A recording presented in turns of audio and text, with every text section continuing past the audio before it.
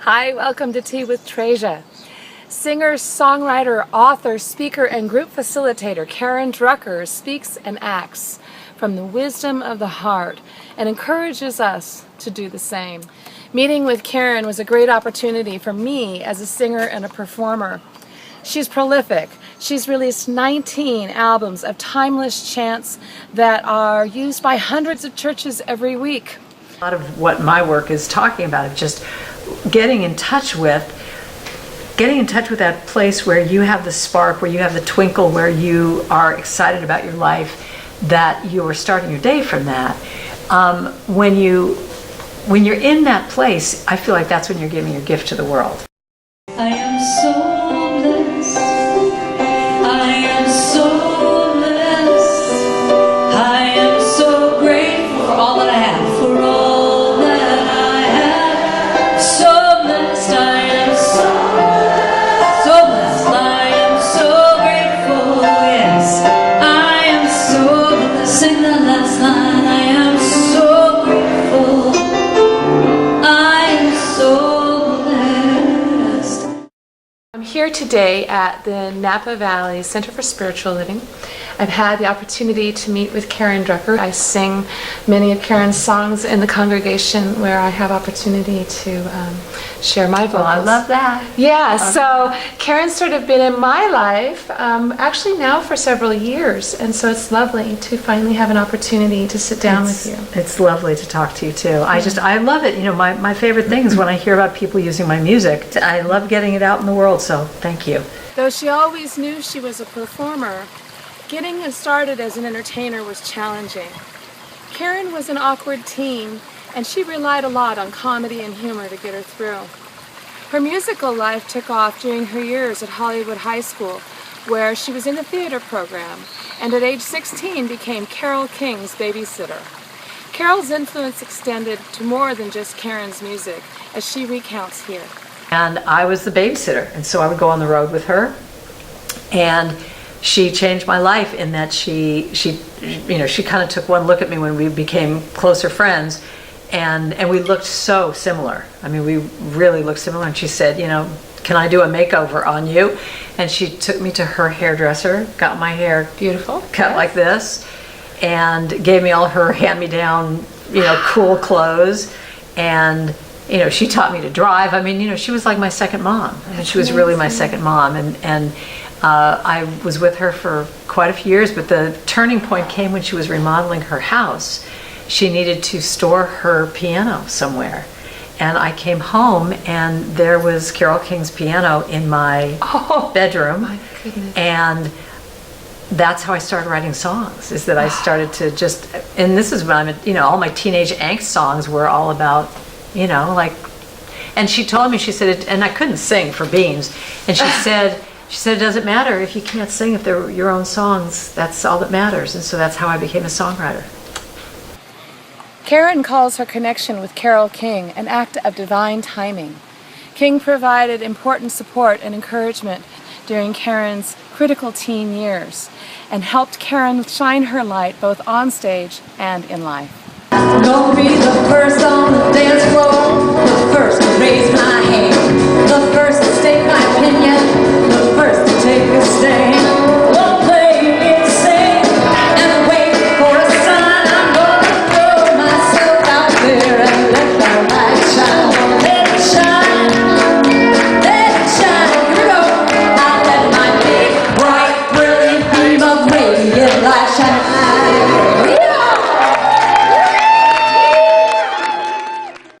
A committed performer, Karen spent many years doing corporate gigs, singing for weddings, and even singing in bars. I was a blues singer. Right. Blues and jazz. I was singing in blues bars in San Francisco where people would throw beer bottles at you if they didn't like the song you sang. I Lost the Right to Sing the Blues is Karen's comic take on transitioning from singing in bars to singing a whole new song through spiritual music. Her performance here shows her humor and her engaging stage presence. Woke up this morning Something was not right. My poor head was a-throbbing 'cause I tossed and turned all night. Well, this unfamiliar feeling, it kinda shook me up inside, 'cause the truth it was revealing that a part of me had died. So I called my higher self, and she gave me the bad news. She said, your life is just so good, you lost the right to sing the blues. So you won't find me wailing late at night in some smoky bar. You won't see me crying tears into my old guitar. Honey, I am too busy cleaning my chakras and chasing bad karma away and fluffing up my aura. Well, it takes Richard at least all day. Now that I am enlightened, I've got to spread the news. When life gets this darn good, you lost the right to sing the blues.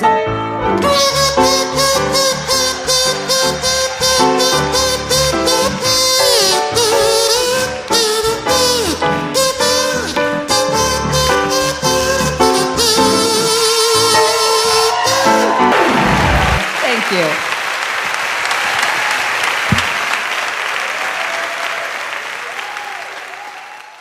When I do concerts, I do probably about 20 minutes of my comedy stuff, because the thing that I've seen, I mean, I write a bunch of comedy songs still.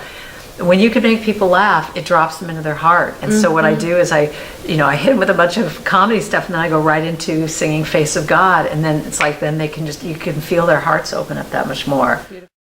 Her journey with spiritual music began as a happenstance. A friend asked her to fill in once for a church gig. Here is where you started, you were saying earlier. This little sweet church is where I started many, many years ago. A friend of mine who was the music director here said, could you just come and sub for me? I've got another gig, and she said, just come and sing a few happy songs and I'll pay you $100. I just kept showing up.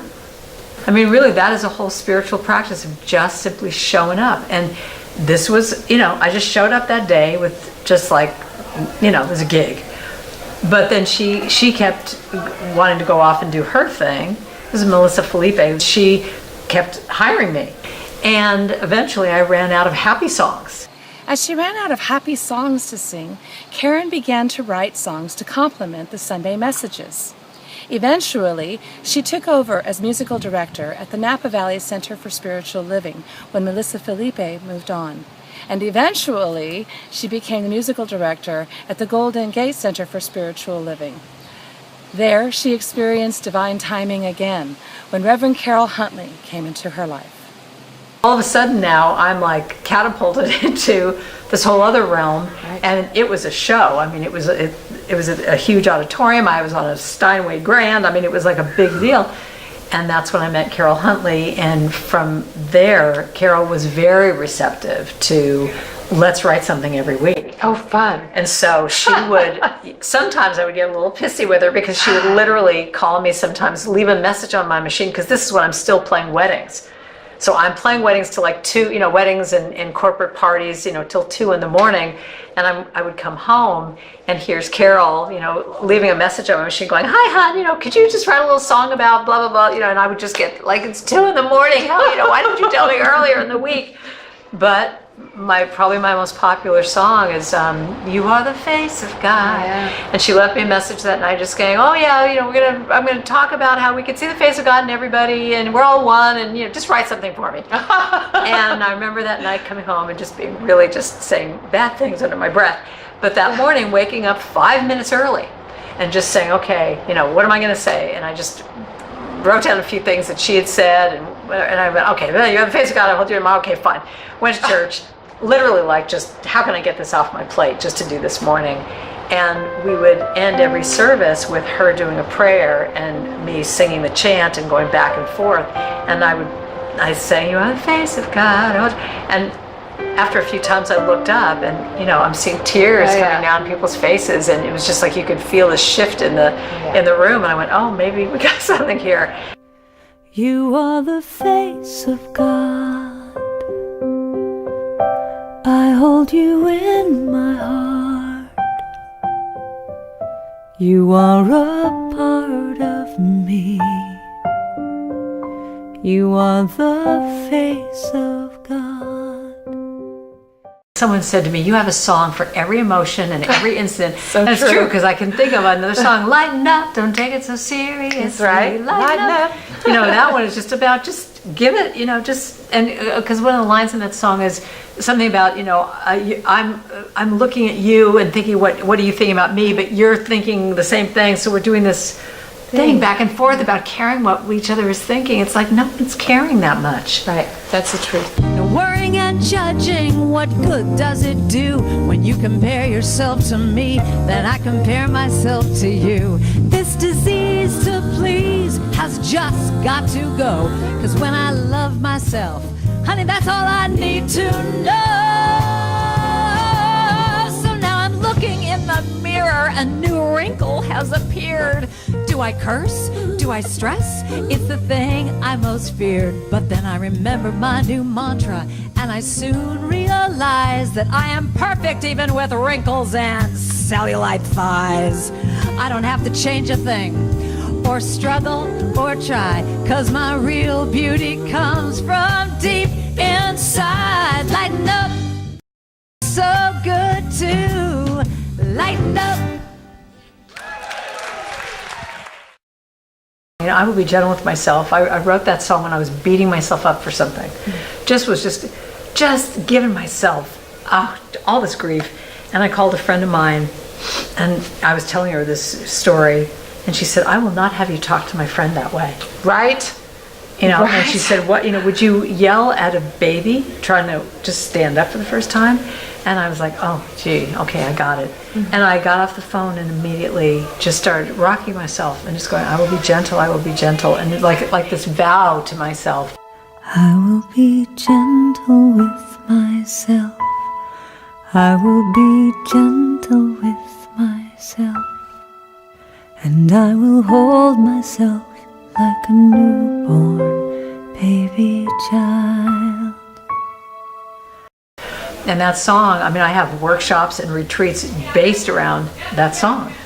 You know, because it's all about, I mean, especially the line, I will be easy on myself. I mean, I'll tell you, I'm truly an example of you teach what you need to learn, because these songs, I can sometimes be so hard on myself. I have to have these songs as reminders to myself of like, okay, stop it.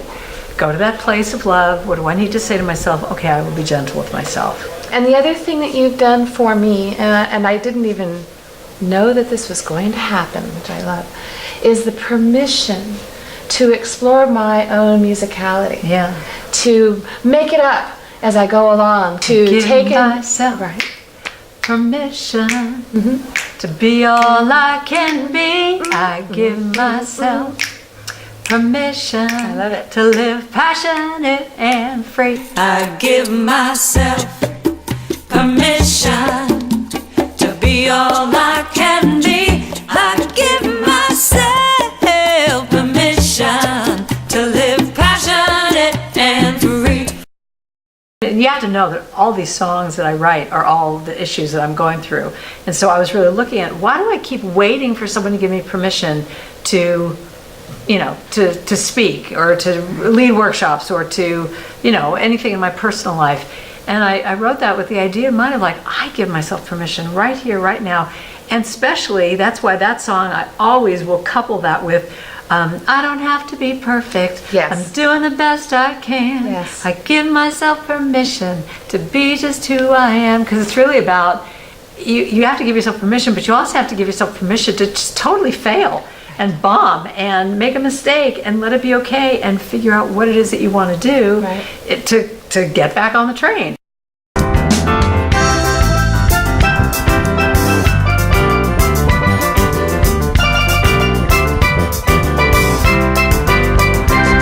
Now I'm older and I'm wiser, I don't really care what people say. If someone thinks I'm not perfect, well, I just bless them on their way. Life's too short to be judgmental. Take a break, have a good time. If you're struggling with this issue, then raise your voice with mine. Raise your voice with mine and say, I don't have to be perfect, I'm doing the best I can. I give myself permission to be just who I am. I don't have to be perfect, I'm doing the best I can.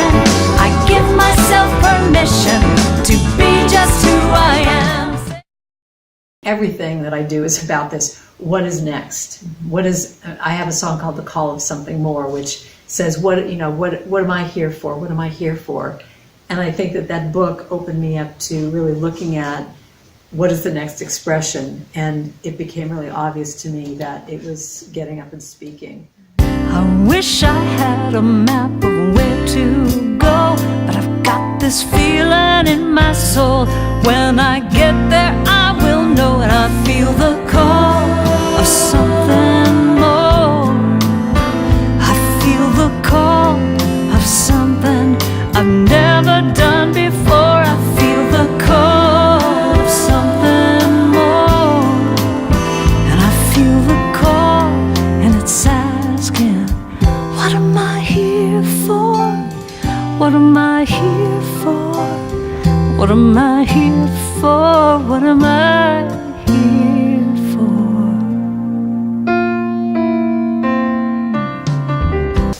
You know, everything to me really kind of does come down to this thing of spirit-based, like, I guess, okay, spirit, that's what you're saying. You know, probably for you too. Why are you doing this show? Okay, spirit, you want me to do a show? Okay, here I go. I did many retreats with my friend Joan Borisenko as her, just musician. But pretty soon there were a few times like she couldn't do it, and I had to do it on my own. And it's like I started to go, maybe I could do this. And when you trust your heart, when you just keep going, is this right for me to do? Does this feel right?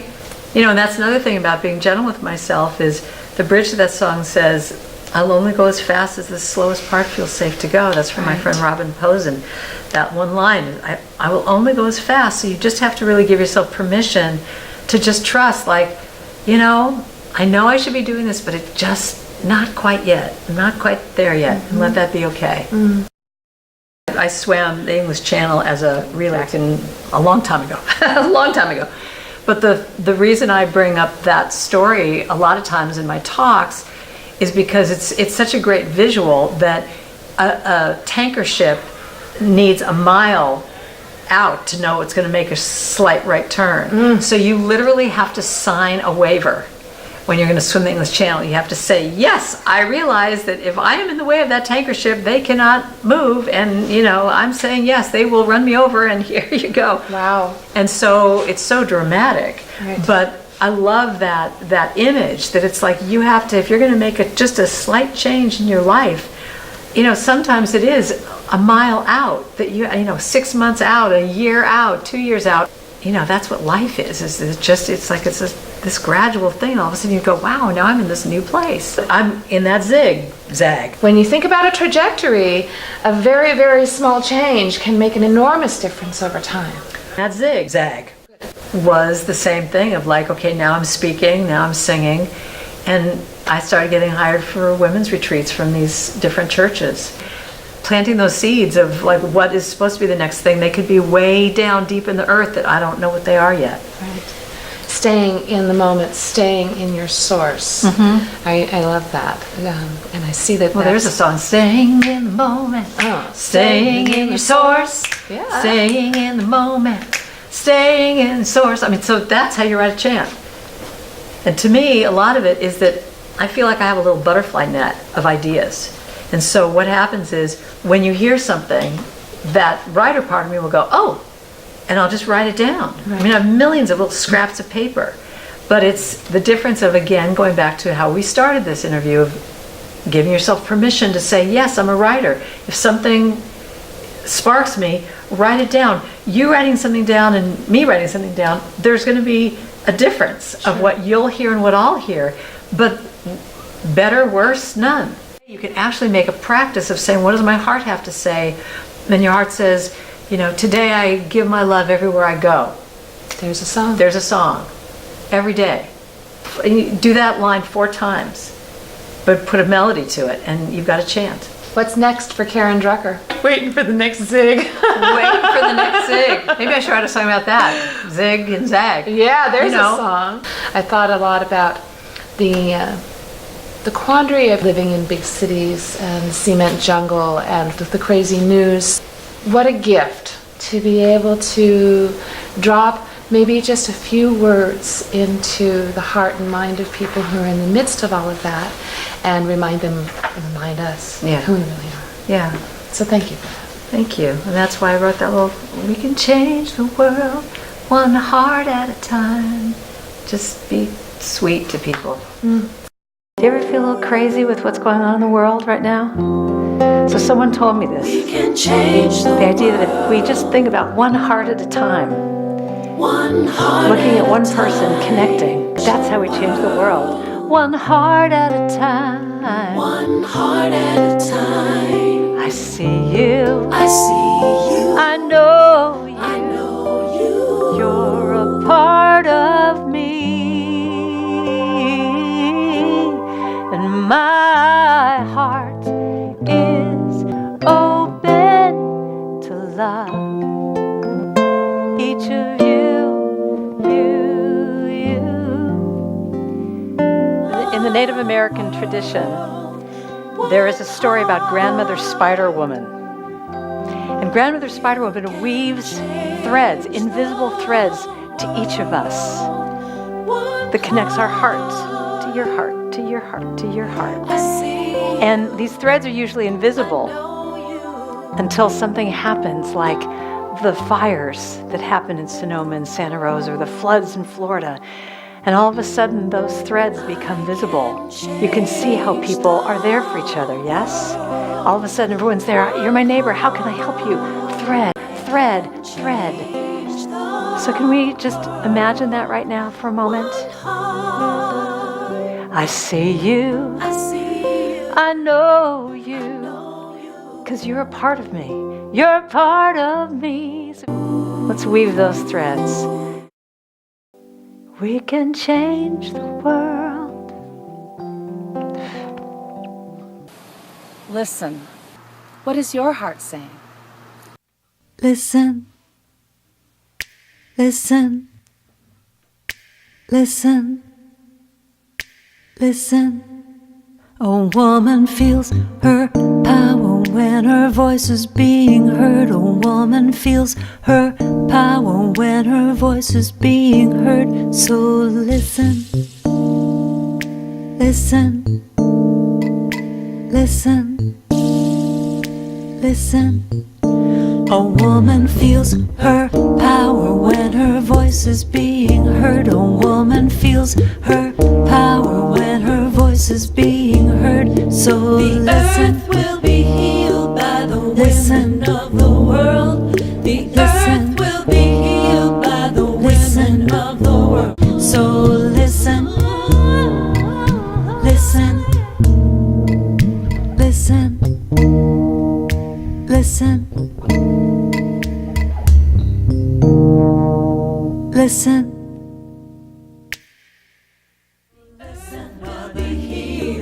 Listen of the world. The earth of the healers. Listen of the world. Listen. Every day you can actually make a practice of saying, what does my heart have to say? Then your heart says, today I give my love everywhere I go. There's a song. There's a song.